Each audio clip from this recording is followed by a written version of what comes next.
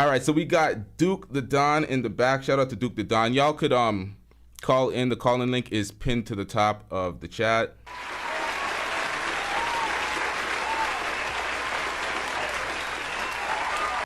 I already watched the Pearl situation, and honestly, it was a long. This had to be a long time coming, all right. And part of the thing is, I felt as though Piers Morgan kind of spearheaded this too as well, because if you notice the first episode that he did with her, that got millions of views, right? The female Andrew Tate that come in, so they're definitely milking her for views. But I think this Jewish thing that she's starting to do, it's not the thing that mainstream media is going to be very accepting of, right? Because at the first, when Piers Morgan did it, listen, he's happy to incorporate a lot of these incels that are like anti-Semitic as hell, right? Because that's what a lot of the red pill is filled with. Yep. If you start going Burka brand, if you start going to Sneeko brand, your Pearl brand, right, you're gonna attract these kind of trolls. And you saw them in the comment section.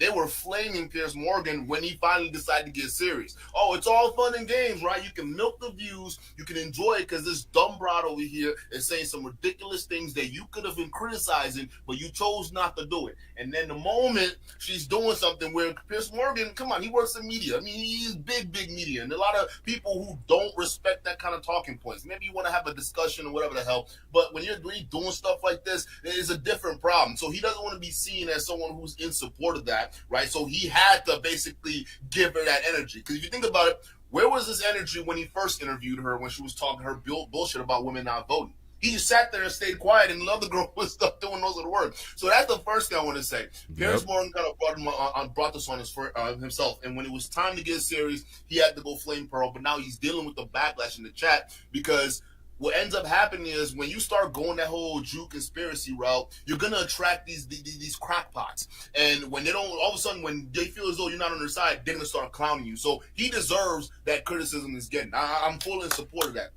Second of all,